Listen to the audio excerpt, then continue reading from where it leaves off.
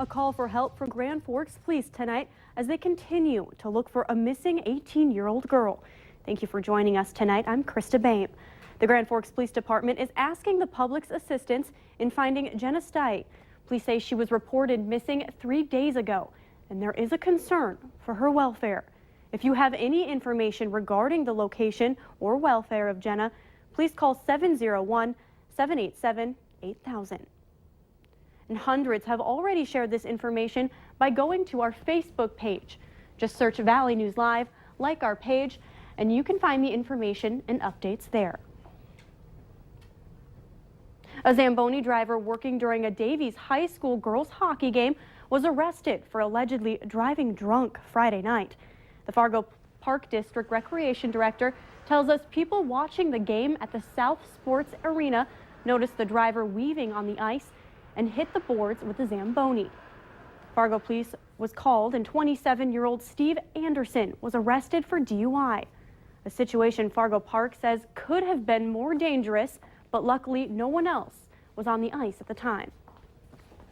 It was a very strange call, and I was very surprised to receive it. Obviously, we have zero tolerance for a situation like this. I mean, this just cannot happen. I'm extremely grateful that no one was hurt, because someone could have been seriously injured or possibly even killed in a situation like this. The investigation is ongoing, but Whittlesey says he assumes the Zamboni driver smuggled booze into work, as earlier in the day he seemed functional. A fire that destroyed a building Friday morning is one of 5 suspicious fires in the past 9 weeks. Monoman County authorities are looking for your help in catching who is responsible for the string of suspected arson fires. The latest fire in Nadawash Friday destroyed a home. All 5 of the suspicious fires have started in unoccupied homes. Anyone with information that leads to an arrest is asked to call the Monoman Sheriff's Office at 218-935-2255, and you can remain anonymous. It's beginning to feel a lot like the winter we're used to having, and we'll check in with meteorologist Lisa Green. Lisa, just how cold are we going to get? Well, some of us are already below the 0-degree mark tonight, so it is certainly frigid out there. And when you factor in that wind, we've got some issues. If you're stepping out the door, I want to make sure that, of course, you dig out those extra layers that you've been keeping in your car. Maybe you haven't had to use them during the month of January. You need them tonight. 7 degrees in Fargo. It's 6 below already in Devil's Lake. A wind chill advisory in effect for tonight for much of the Red River Valley, and that will last through the morning hours tomorrow. So it's going to be a tough night to be outside.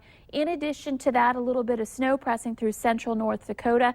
It may be impacting our southwestern counties and maybe falling around the Jamestown area right now. So that'll be the next little system to watch out for. But for the rest of the evening hours tonight in Fargo-Moorhead, we're going to continue watching those temperatures in the single digits with mostly cloudy skies and frigid wind chills for us too.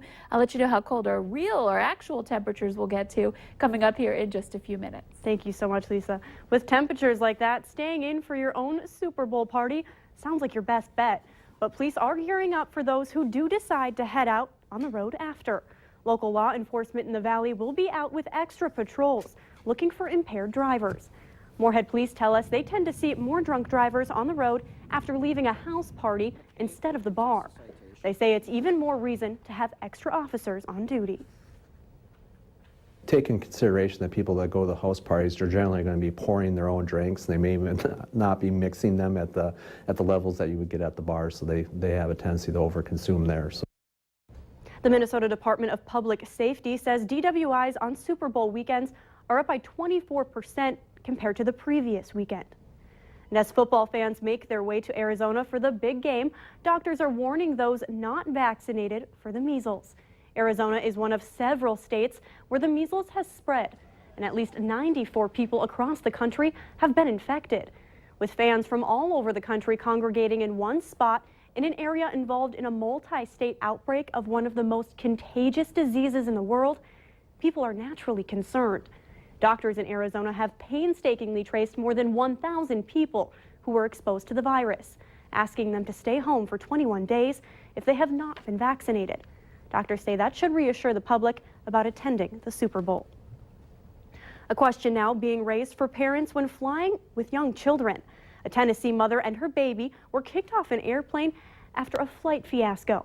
She says it exposes a bigger issue of unclear rules for parents flying with babies. Sasha Jones has the story. Rude, loud, and downright disrespectful You know you have to take him out of there. is how new mom Nikki Gasley says a flight attendant with Frontier Airlines spoke to her this past Wednesday. She says while boarding a connector flight from Denver to Memphis, the flight attendant demanded she remove her 5-month-old baby boy from this Ergo baby carrier, something she says she didn't have to do on the Frontier flight just before. No one said a single thing to me, and that's the same airline. She says she questioned why as she worked to get settled in her seat. But after getting her baby out of the carrier, the flight attendant asked her again to comply with the rules. Of course I'm going to comply. I'm going to do whatever you tell me to do because you're the queen of this airplane. She then says, that's it, you're off. Forcing Nikki to buy a ticket for another flight with another airline. Airline officials say that baby carriers like this one are not approved for takeoff or for landing. But the best way to keep your baby safe, they say, is to buy an extra ticket. Bring your car seat and make sure it's approved. But many parents are taking to social media and asking why these regulations are not made clear. And Nikki has written this formal letter of complaint to Frontier Airlines, asking for consistent enforcement of the baby carrier policy. So mothers like me that are traveling alone with the baby know what to expect. That was Sasha Jones reporting, and Frontier Airlines says they're looking into the issue. Another airbag recall, this one affecting more than 2 million Toyota, Chrysler, and Honda vehicles. The National Highway Traffic Safety Administration says the airbags may inflate while the car is running. The automakers issued 3 earlier recalls to fix the problem, but a small number of fixed airbags were still deploying when they weren't supposed to. The recall covers 9 different Acura, Dodge, Jeep, Honda, Pontiac, and Toyota models made from 2002 to 2004. There have been no reports of deaths or injuries connected to this latest airbag problem. Fargo-Shanley, along with thousands in the Fargo-Moorhead area, are remembering the life of a longtime teacher and coach tonight. Randall Rusted died this morning, and his family made the decision to take him off life support after he had a heart attack last week. Rusted taught at Shanley for decades and known throughout the whole community. He is also a longtime baseball and football coach. His son is the current head coach of the Fargo Legion team, who he was an assistant coach for. A benefit is being held tonight for a very special kid. Jack Evavold, or Super Jack, as many people know him, has been battling health complications since October. A silent auction is being held for the Moorhead boy from 7 p.m. tonight to 9:30 p.m.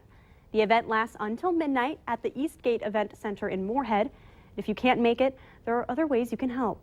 Just call 701-367-4127. Lend a Hand will match $5,000 of funds raised at this event for Jack's expenses. Later on Valley News Live at 6, why this Seahawks fan's spirit is soaring during a tough battle thanks to his coworkers.